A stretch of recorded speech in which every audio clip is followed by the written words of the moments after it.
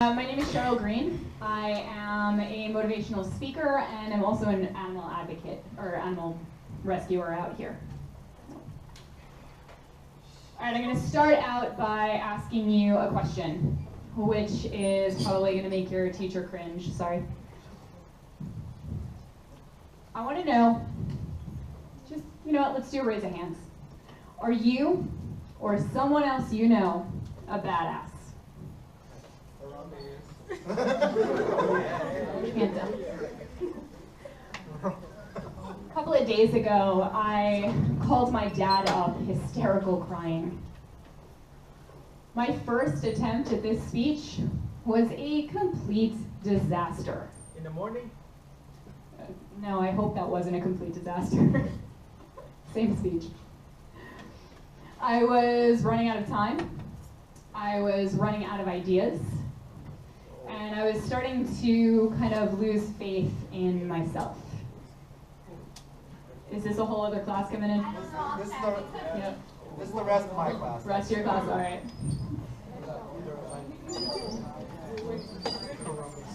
So, my dad listened to me cry for a couple of minutes.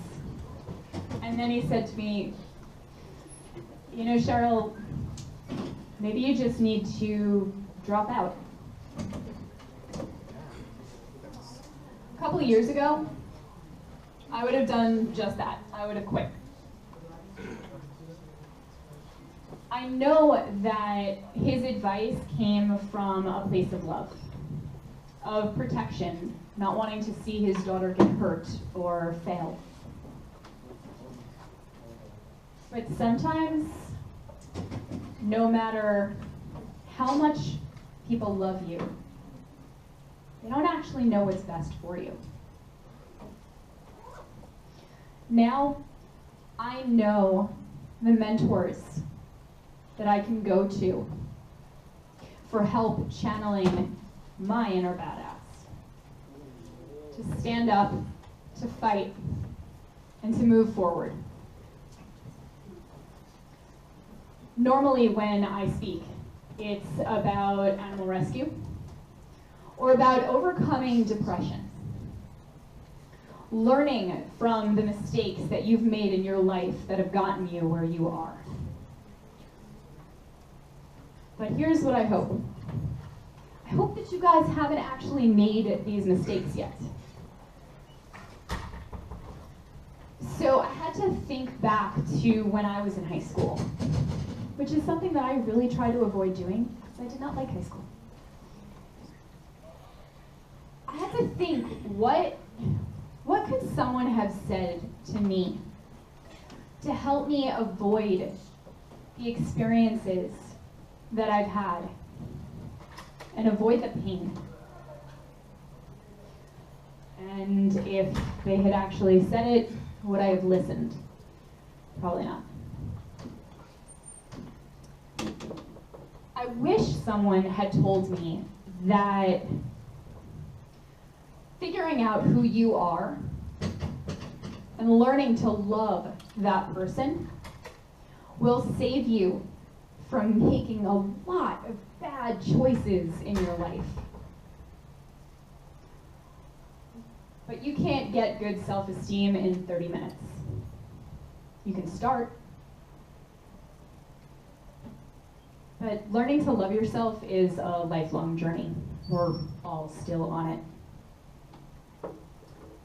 What I really wish that someone had told me is who to go to for advice.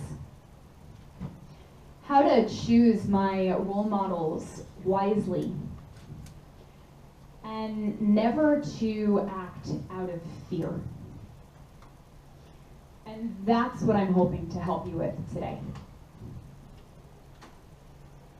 My regular keynote helps people go from sad ass to badass. But with you guys, I want to tell you how to recognize a badass so that you can become one. That term gets thrown around a lot in today's world. but I don't think any of us really know what it means. So I did some research. Turns out that it was coined in the 1950s and was actually a synonym for the word bully. It was an insult. Somehow, over the years, it has turned into a compliment. But the definition hasn't actually changed that much. People consider it to be a level of self-confidence so great that you don't actually care about anybody else. Being physically strong, but using it to harm others. Or living this larger-than-life existence. Being strong and hurting those that are weaker than you. Or speaking your mind for the sole purpose of putting someone else down. That's the true definition of a bully. And it's not something to look up to. Being rich and famous and beautiful doesn't make you a good person. It's not something to look up to. I asked a bunch of high school students, tell me who in your eyes is a badass. And I got back sports stars and musicians and reality TV stars. And don't get me wrong, many of these people have accomplished great things in their lives. But it wasn't the facing challenges or the working hard or even the talent that these teenagers looked up to. It was the money. It was the lack of a filter when speaking. And it was just this brute physical strength. Why are we looking up to people who make our society look bad? Why are we not looking up to people who are doing something for this world?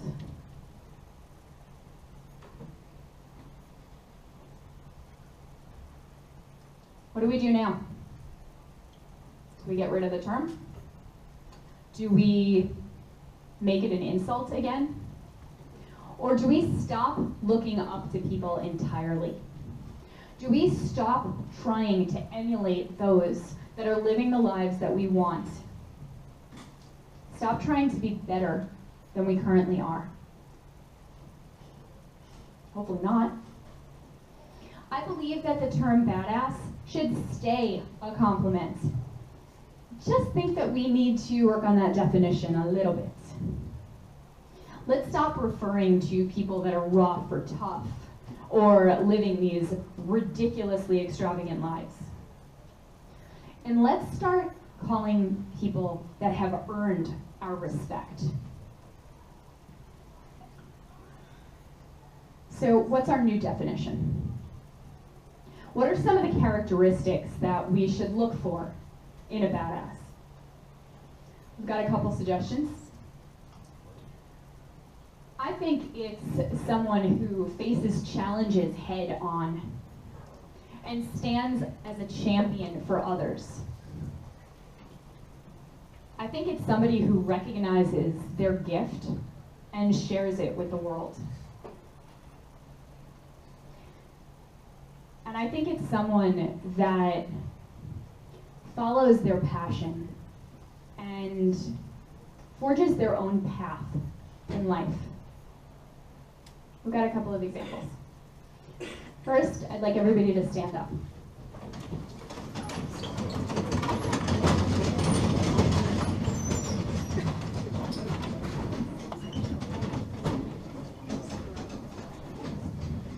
Thank you. You guys can sit down.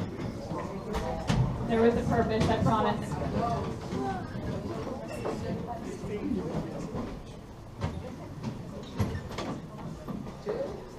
wanted to point out to everybody how easy that was. I wanted to point out just how much we take it for granted every day that we can stand and we can walk.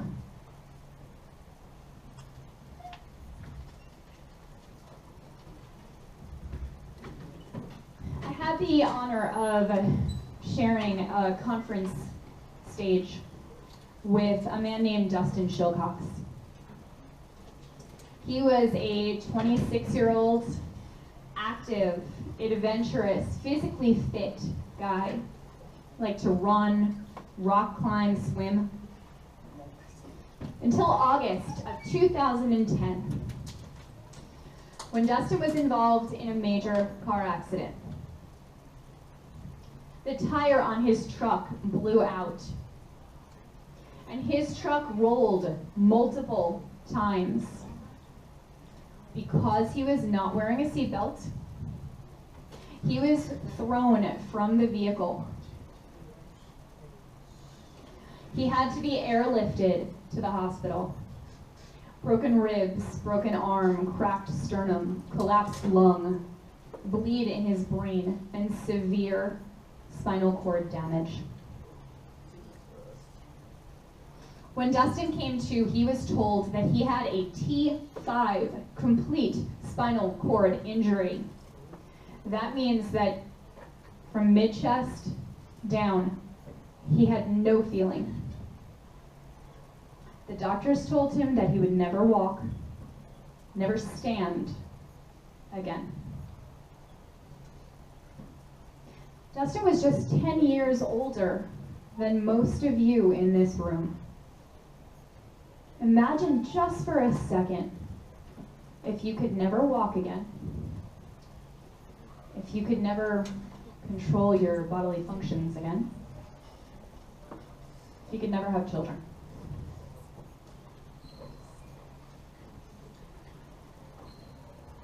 Dustin was faced with a crazy challenge. He could have, and no one would have blamed him, if he quit, if he threw in the towel. But he didn't. Dustin decided to stand up and to fight. He joined a clinical research study where they implanted something called an epidural stimulator on his spine. This little machine, it sent signals, thank you, sent signals up to his spinal cord to remind it of what's possible, what it can do. After months of pain and hard work, and a lot of help from the people around him, with a walker, Dustin can now stand. And every day, he fights to take one more step towards walking. Now that is a badass. But it gets better. Because Dustin started the Dustin Shillcox Foundation. He is now a spinal cord injury advocate, standing not only for himself, but making life better for people in wheelchairs, raising money for spinal cord injury research, and giving hope to people that have injuries. Dustin stands for a cure.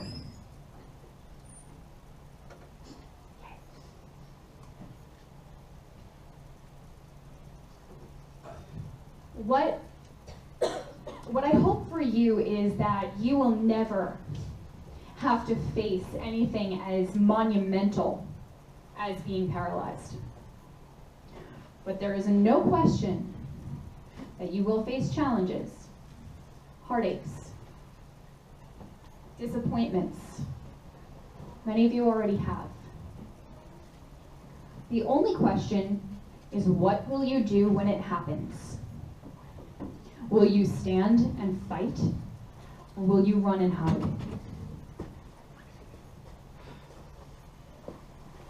My next example is actually a very good friend of mine. Her name is Kelly McMahon, and I met her about 7 years ago at a pet food drive for Best Friends Animal Sanctuary. These pictures are from the 80s, so please excuse her hair. Kelly was just like you guys, able to walk and run and do everything you can do,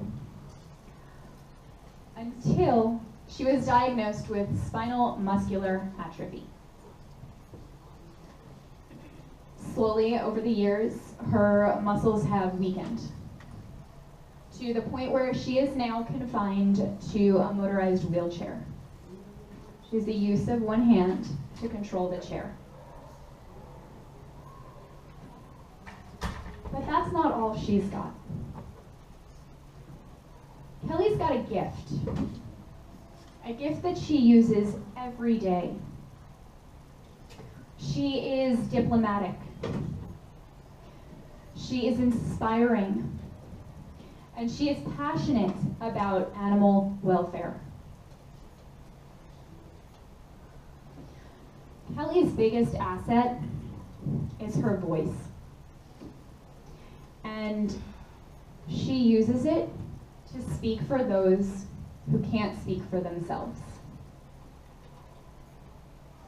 Over the past 7 years, I have seen her rescue thousands of animals from abuse, neglect, death.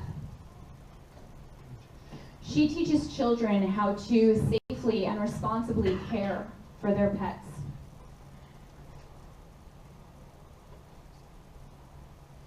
And every day, she inspires those around her. She's raised money for Canine Assistance, an organization that provides service dogs to people with disabilities, free of charge. And for the past 2 years, she served as the executive director of Hearts Alive Village Animal Rescue. She runs our adoption center, speaks on behalf of the organization. That's her at the bottom doing a TED Talk. You want to talk about badass? That's it. And every day she inspires volunteers to share their gifts with the world. Kelly believes that every animal, no matter how badly abused it's been, no matter how aggressive it's become, deserves to be saved. Kelly stands for animal welfare. So what's your gift? I know a lot of you are probably thinking right now that you don't have one. I certainly didn't think so when I was in high school.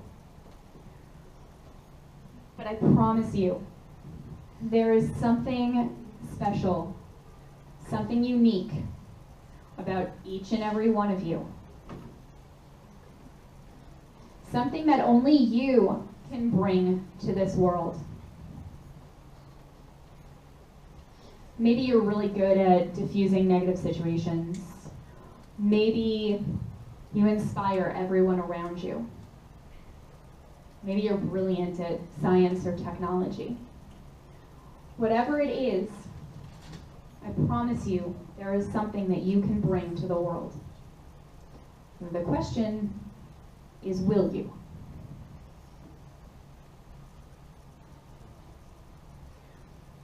I mentioned before about following your passion and forging your own path in this life.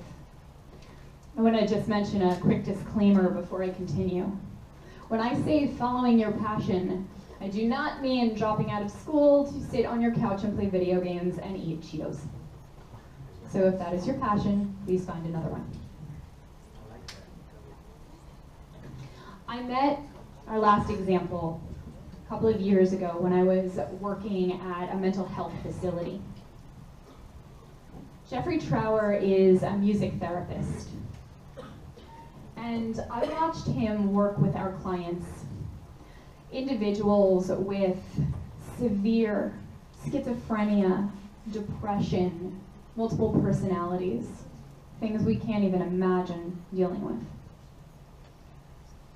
He spoke to them with respect, with kindness. He brought them out of their shells, and sometimes even out of their delusions. I got to find out, as I learned more about him, that he served in the Navy during the Gulf War. And he had the opportunity to hear drumming from an African tribe. And he was blown away by how these people that had so little could find such joy in music. When he came back, finished his tour, he was having a little bit of a hard time coming back into civilian society. Drumming brought him back.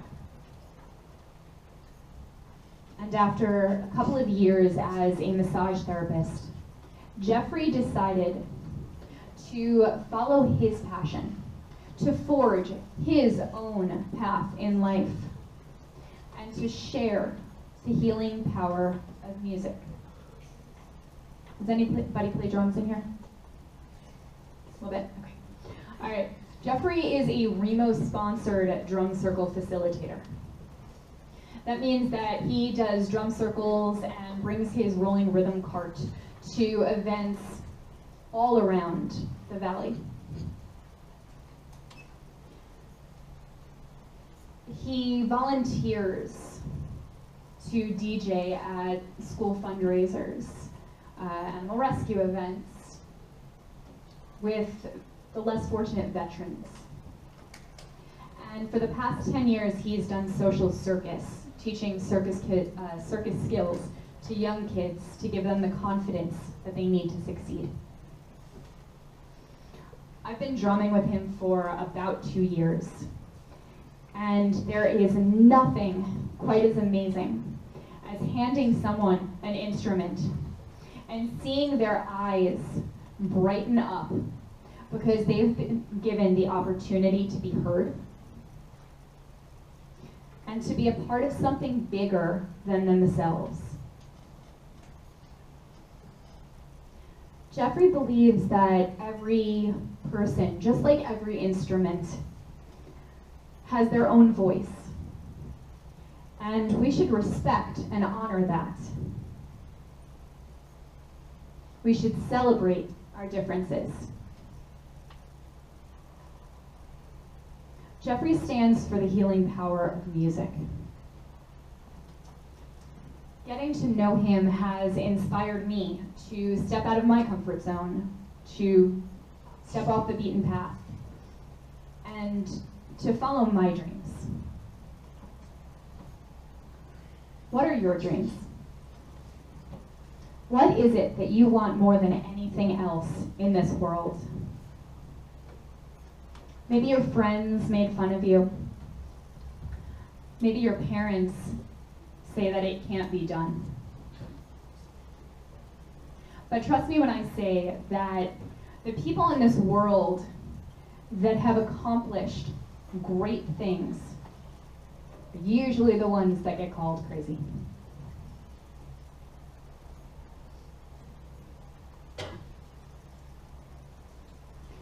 It's going to make the people around you very uncomfortable when you strive for more than they've ever achieved for themselves. Don't let that discourage you.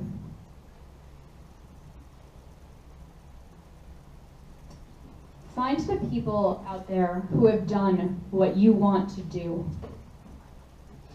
Find the people that have accomplished great things. Find the people that have made this world a better place through kindness, and being positive. Look up to them. Learn from them. Give your respect and your admiration to the people that deserve it. Teachers and students, please, part of the interruption, I just wanted to take a quick moment to thank everyone for participating in our activities today. All hands on deck with Life is Beautiful. A special thank you to Project 150 and our teachers, all of our community volunteers that came together to support Clark High School, our students, and to really bring us all hope and love today. So thank you to Life is Beautiful, Project 150, our teachers, students, staff, and whole school community for an amazing day. Students, we hope to see you tonight at our first home football game tonight here at Clark High School as we take on the Desert Pines Jaguars here at College Stadium, 7 p.m. Have a wonderful weekend, Clark Chargers. All right, real quick. All right, as I've gotten older, I have realized that the people I look up to, the real badasses in this world, are the everyday heroes. They're our friends, our teachers, our mentors. They're the ones that can help us be a better version of ourselves. Choose your role models wisely, because they will help you uncover your badass. I just want to say one thing really quick before you guys run out. I mentioned Justin's accident. In January of this year, I was in a major car accident as well. I was wearing my seatbelt. It's the only scar I have. Please be smart. Don't think that it's cool to not wear your seatbelt, because it's the difference between walking away and being airlifted. Have a good day, guys.